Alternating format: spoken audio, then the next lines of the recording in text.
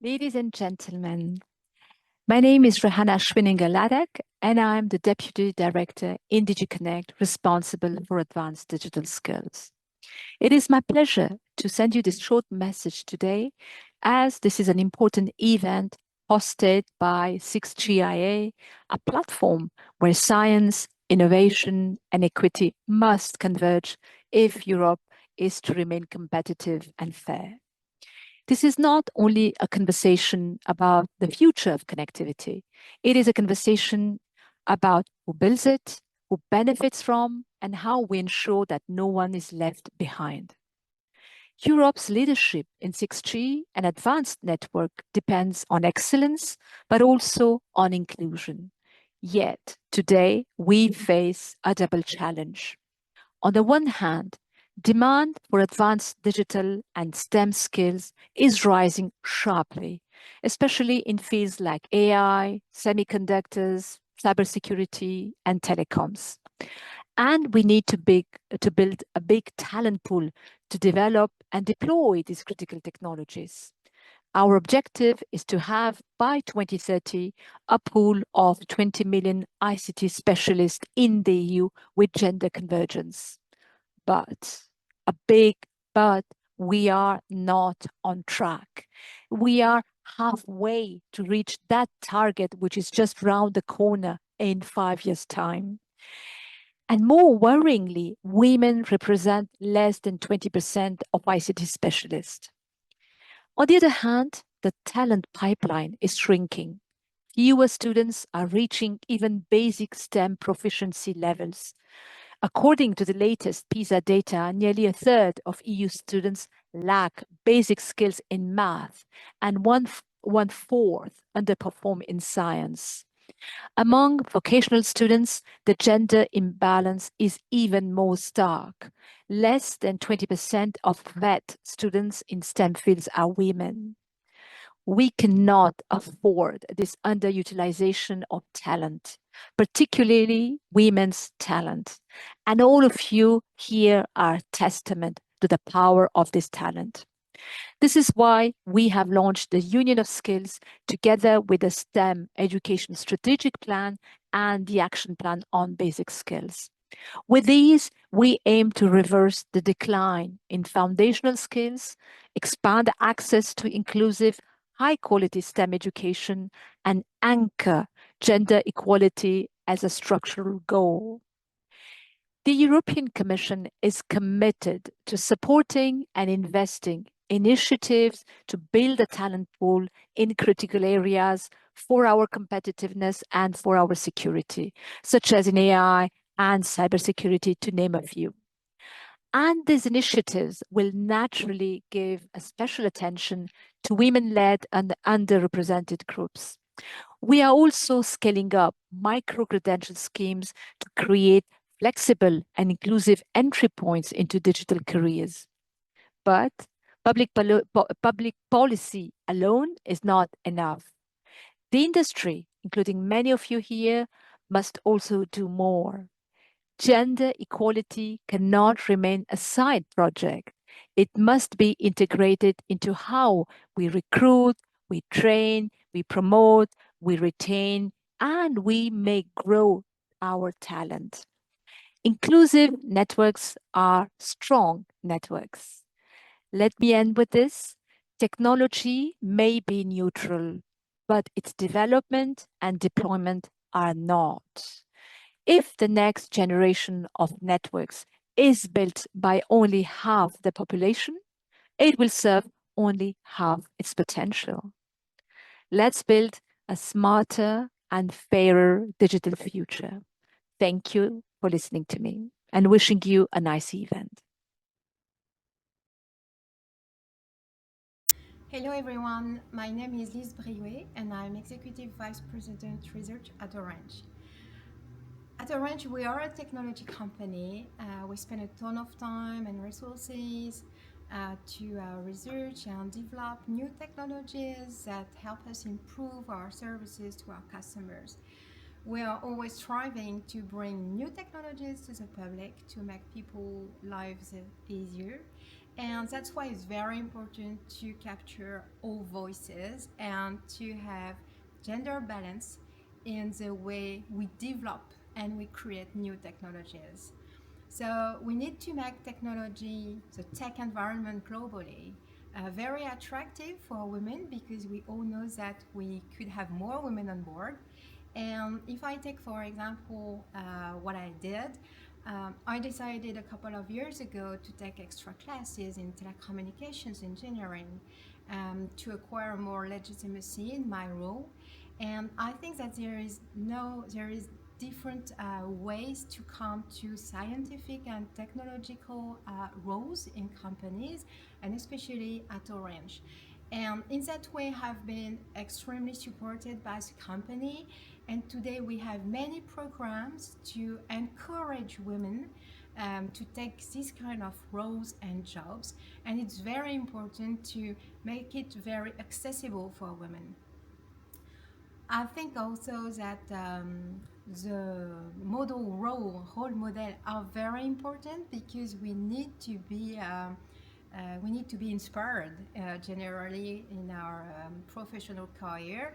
So we also dedicate time to go in schools, in universities, to explain why it's attractive for women, why it's important. And internally also, we're trying to make our best efforts to be sure to have women on key roles for programs director, for programs leaders. So it's very important for us.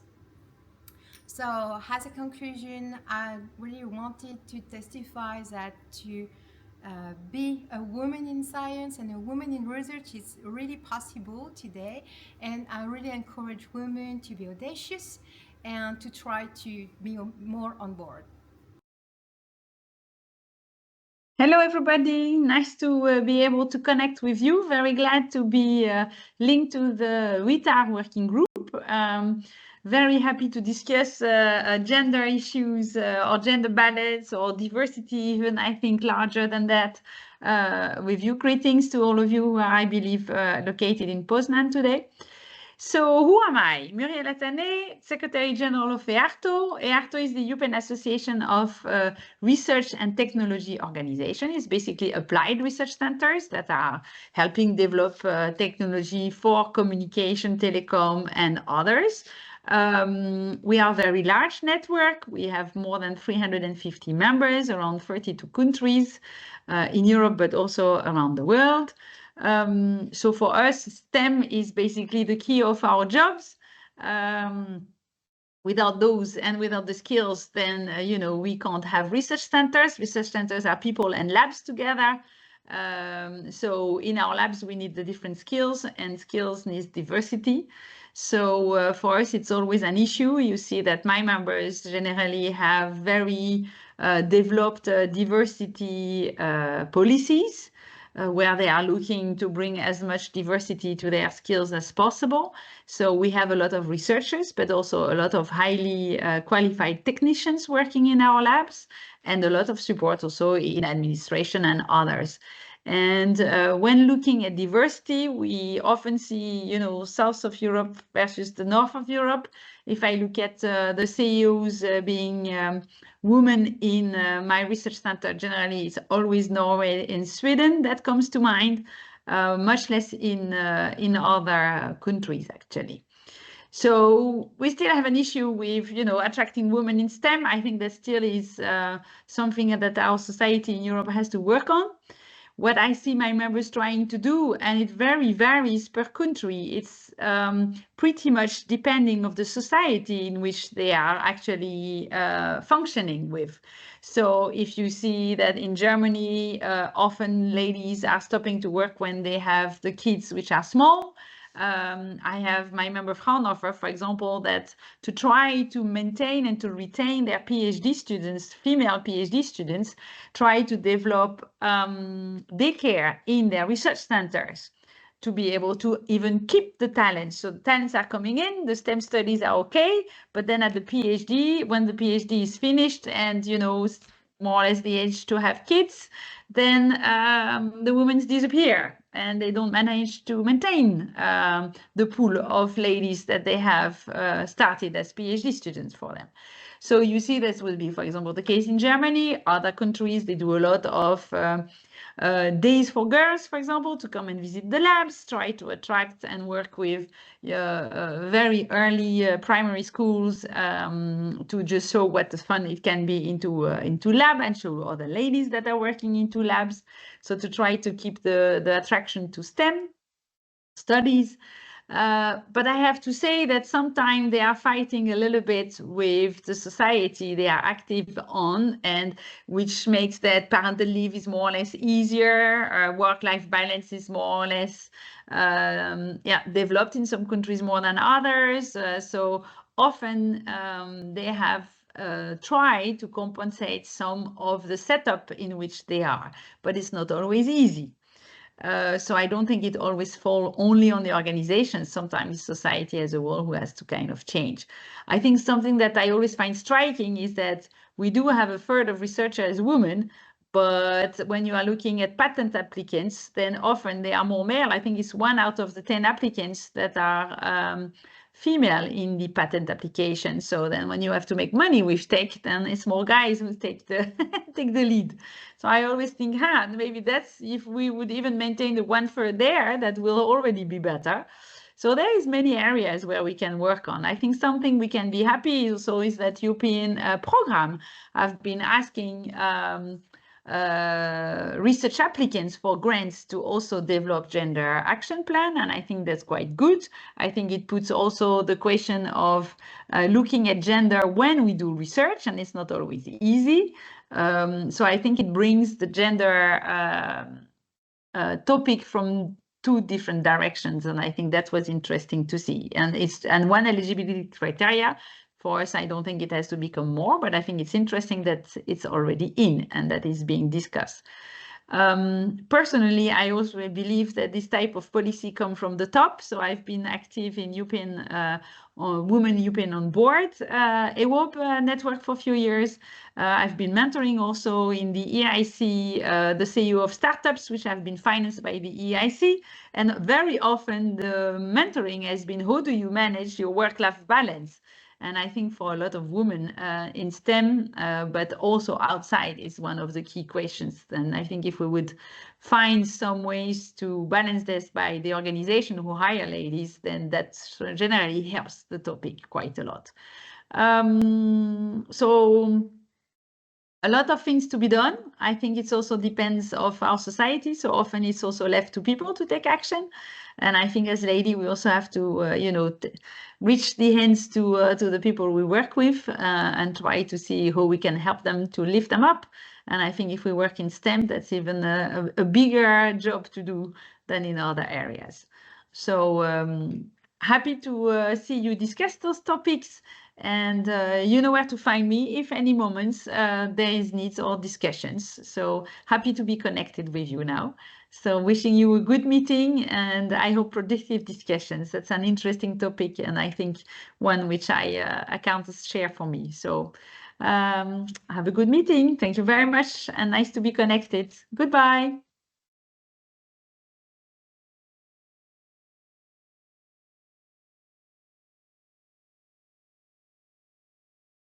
Hello, I'm Thierry Klein. I'm president of Bell Labs Solutions Research at Nokia Bell Labs. This year, Bell Labs is celebrating its 100th anniversary. Through our 100-year history, we have always innovated to fundamentally change how we live, communicate, interact, and share information with each other. And as part of our mission, we have always done so through the power of human intellect. The human intellect means that we're tapping into everybody's creative ideas, everybody's imagination, everybody's perspective to solve the hardest problems. If we want to solve the hardest problems of our generation and really have a meaningful, demonstrable impact in the world, we need to tap into everybody's creativity. That means we need to have the most diverse teams across gender, across races, across ethnic backgrounds, across religions, because we need to really get that breadth of perspectives. We need to really get the brightest ideas to solve the hardest problems. It has actually been proven that diverse teams that have broad perspectives are more creative, are more innovative, have more impactful patents, and publish more innovative papers. So why would we not want to tap into all the ideas that we can? It is not just the right thing to do. It is also a strategic objective. It's a strategic business objective. It's a business priority. Solving the hardest problems means that we need to have the best and brightest minds to look at them, bring their different ideas, their different perspectives from multiple disciplines, and really come out with the best ideas to solve these hardest problems. This is true not just for the telecommunications sector, this is true for all industry sectors. It's true globally. So I would really encourage all of us in the telecommunications industry to be as inclusive as possible. I would encourage all of us to find ways to give equal opportunity to all the ideas. Build the most diverse teams, bring the top talent in, allow everybody to share their ideas, their thoughts, and bring out the best in each of us. Thank you.